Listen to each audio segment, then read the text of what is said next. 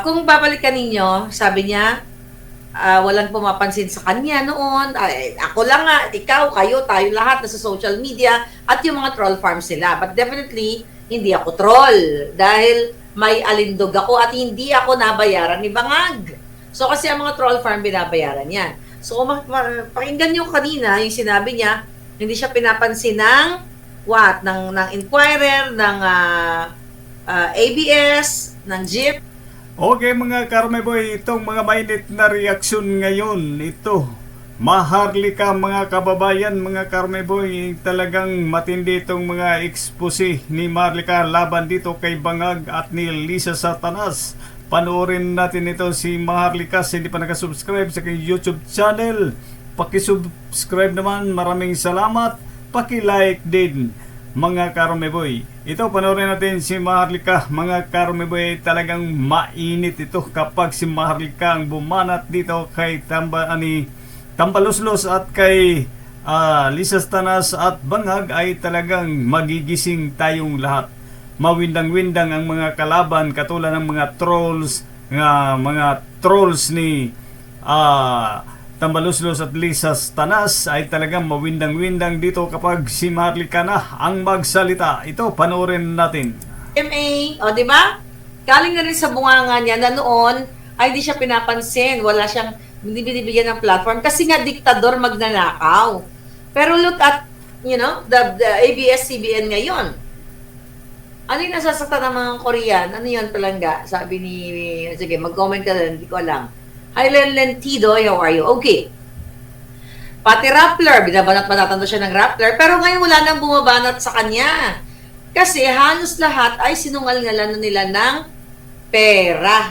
Malinaw po dyan sa video o sa audio na yan, actually video yan, yung pinarinig ko sa inyo, na kung meron man, kung maging batas yung bill na yan, ang unang makukulong, okay, ang makikriminalize ay si Marcos Jr. at si Liza Tanas. Umamin. Ay, yun, delikado pala ito. Makukulong ito si Bangag at si Lisa Satanas. Delikado yan. Inamin niya mismo. Kaya naman nung during the campaign, kung saan group ako sinasali ni Lisa Tanas. Ako, Lisa Satanas. Kung saan group niya ako sinasali at may mga pinuno siya, mga trolls. Binanggit nga dyan yung tatlong Alam niyo mga Karme Boy, ang dami talagang pangalan nito ni Lisa. Lisa Satanas, Lisa Smuggling, Lisa Ranita, Lisa Butod, Lisa Kokak. Grabe na talaga itong hindi ba kayo nahihiya pa, Lisa? Dapat umalis na kayo dyan sa bansang Pilipinas. Umalis na kayo dyan. Mahihiya naman kayo sa mga Pilipino. Kahit ano na lang ang itinatawag sa iyo. May kukak, may palaka pa.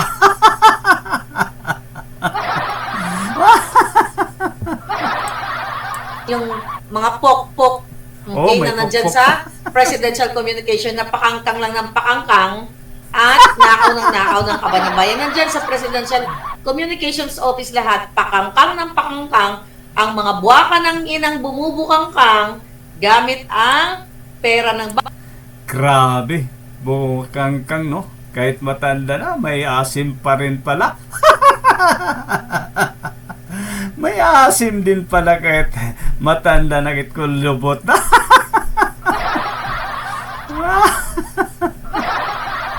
Makangkang daw. bayan at the same time, troll farm, troll army ni Bangag. Noon pa yan. So sabi ko nga sa inyo, ako naman, dahil supporter nila ako at kayo, hindi tayo kasali dyan sa troll farm na yan dahil hindi naman tayo binayaran ng julul na mga yan. At di naman tayo nagpabayad sa kanila dahil nga yung suporta natin sa kanila mga palangga ay real. Dahil akala natin, ibabangon pala ang Pilipinas. Yung pala, ibabangon nila ang smuggler at ang mga kidnapper, ang mga pulboronic, and everything else, kung ano pa man. Ngayon, ayan, Solid Maharlika na ko, you're here. Okay, Los Beminda, andyan, at marami mag-comment na kayo dyan, mga hitan. Okay. By the way, okay, December 5 niya, nimigaon final yung bill. Diba? Ano ba yung troll farm na sinasabi dyan sa bill na yan? At by the way, sino ba nagpauso ng salitang troll farm na yan? Pero ang pagkakaunawa natin dyan, mga palangga, yan ay parang Kanino ba yung trolls farm? Diba kang ano yan? Pinauso nila yan ni Bangag, diba? Yung mga trolls. Kang Bangag, pinauso niya yun. mafia group. Organized group yan.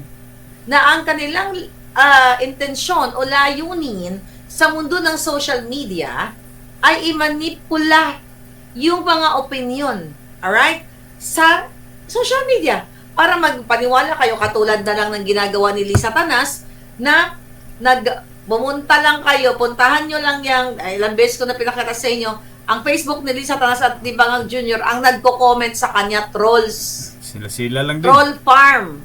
Kasi wala namang amor ang mga tao kay Lisa Tanas, pati follower niya, trolls.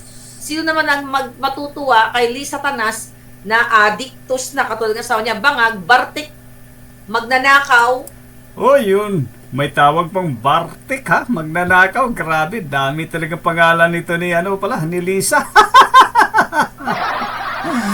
Bartik. Kidnapper, smuggler, pulboronic, name it. Grabe, lahat na lang. Bago ko ituloy yung troll farm. No? Kahapon dyan, nagbigay-bigay sila sa mga bata. Ginamit na naman ng mga batang paslit dyan sa Malacanang, nag-gift giving daw siya. Lisa Tanas. Chukchakera. Chukchakera ng PSG. Kahit tuyot na yung kipaylabo mo, mahilig talaga ka. Siguro sa ganyang edad siguro mahilig pa yan pala kasi alam na alam ni Maharlika Chukchakera. Diba? Ang libog mo sagad hanggang buto. Diba? Sa tingin ko ay hindi ka ayon nga ng ang sarap daw na sa may buto kailangan isagad para mas lalong sumarap ang may buto.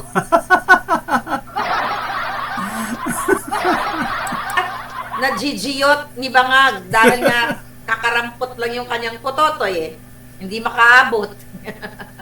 At botomesa pa. O kaya siguro ganon. At inaano mo, kinakarat-karat mo yung PSG niyan. But anyway, balik tayo sa mga bagets. Alright? Ginagamit, pinapaunawa ko.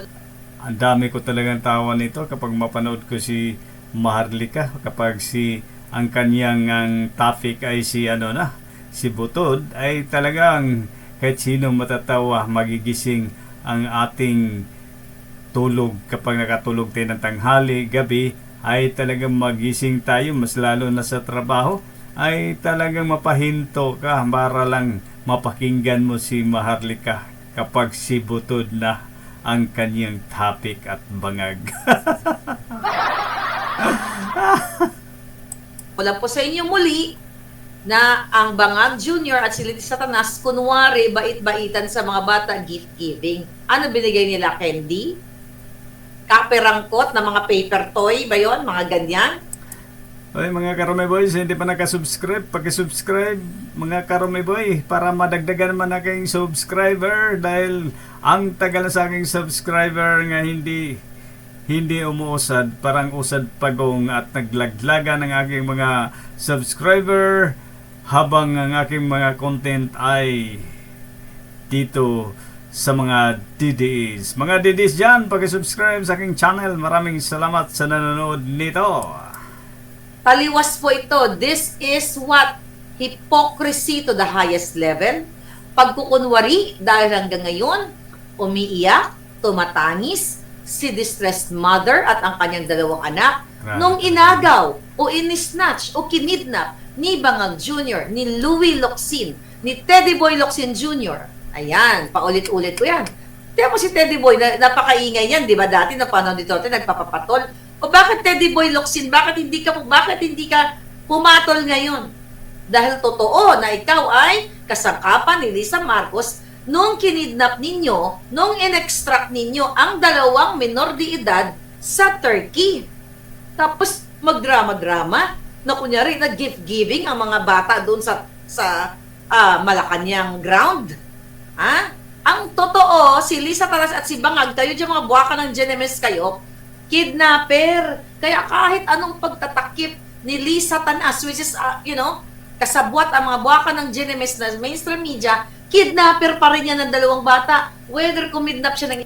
Alam niyo mga Karume Boy, kapag hindi totoo ang mga sinasabi ni Maharlika, ito si Lisa Tanas, nag-file na itong kaso at sumagot na sana dito sa issue. Pero hindi sumagot eh. Ibig sabihin, totoo ang kanilang mga ginagawa dyan. Diba? Katulad kay Kati Binag. Hindi makasagot. Puro lang, sabagay, sumagot sila, file kaso. Pero hindi sumagot kung totoo ba o hindi ang mga akusasyon laban sa kanila. Ibig sabihin, totoo ang mga sinasabi ni Maharlika. Siyempre, may puting ahas si Maharlika dyan sa Malacanang. Diba? Totoo yun.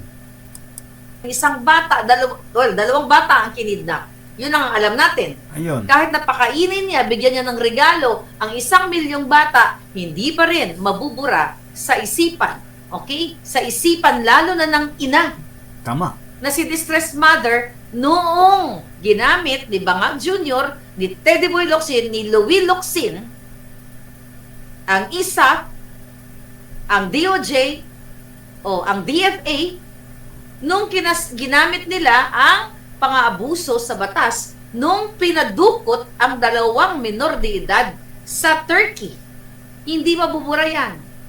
Kahit na sabihin mong mamigay ka ng kung ano-ano, kidnapper ka pa rin. Wala yung pinagkaiba kahit nagbait-baitan ka kung gumurgor ka. Okay? Ng PSG, gumurgor ka pa rin.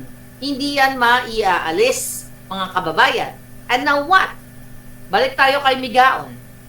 Tukol sa kanilang troll farm. Oh, ito, Migaon naman ha. Migaon naman. Sino naman ito si Migaon? Siguro Migaon, babae ito. Panoorin natin. Troll farm na yan. Napakagandang bill yan. Dapat nga, batas na yan eh. Dahil si Lisa Tanas, ang number 1, dapat nga ang parusa ng batas na yan kapag naipasa bitay.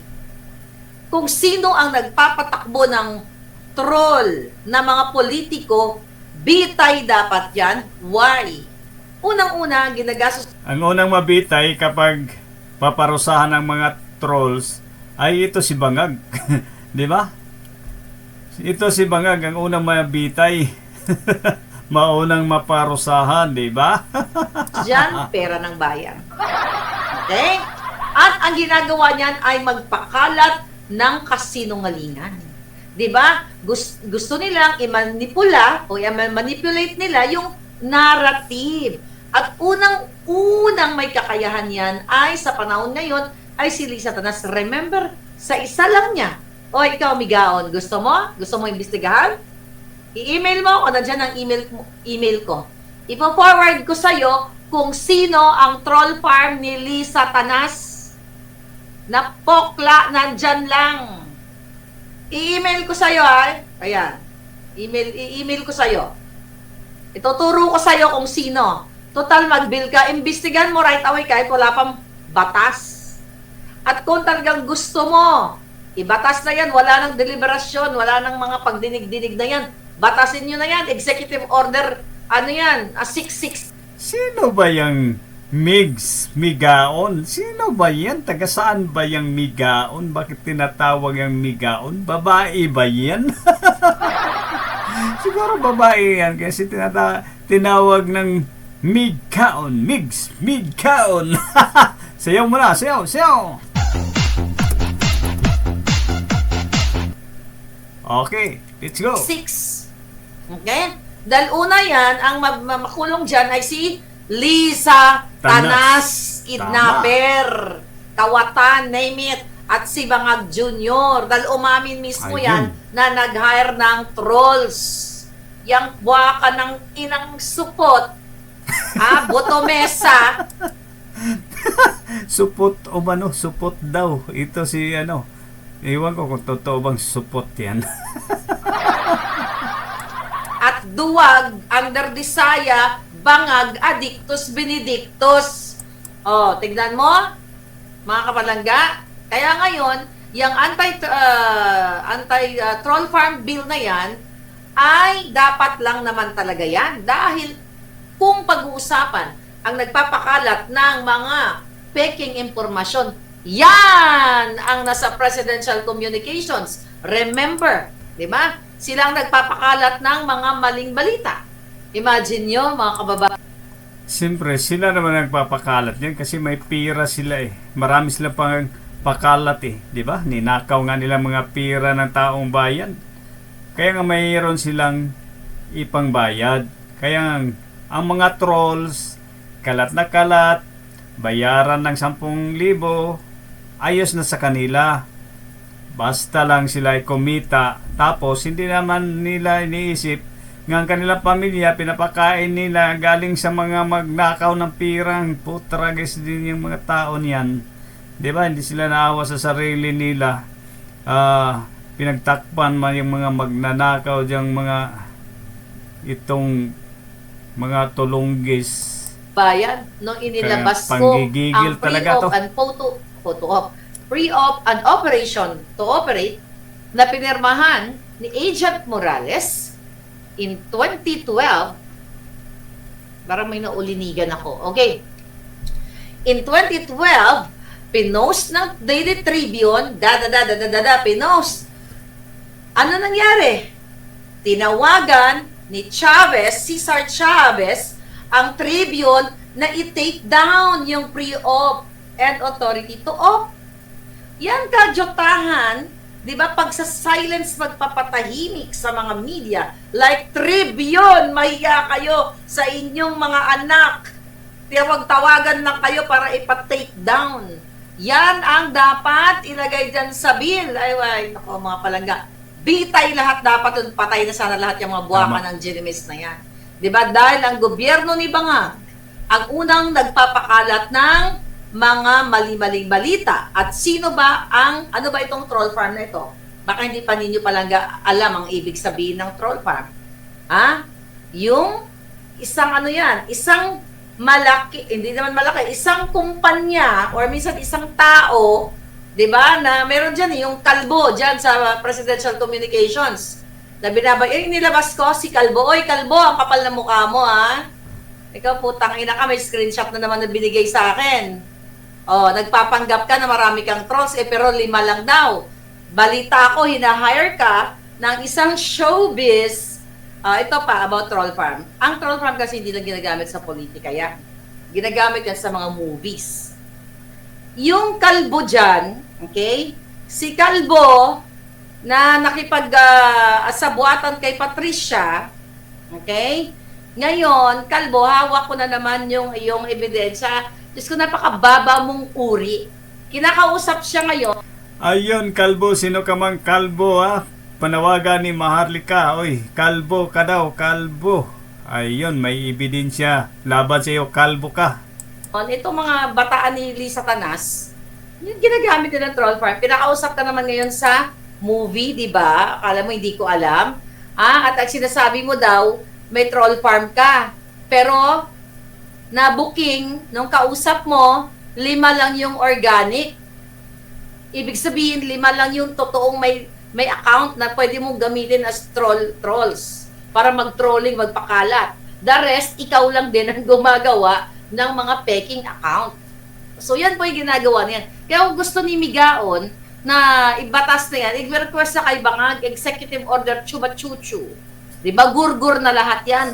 Ako sang-ayon na tayo. Dahil tayong mga ordinaryong tao, wala po tayong kakayahan na mag-hire ng troll farm. Ba't ka naman mag-hire ng troll farm?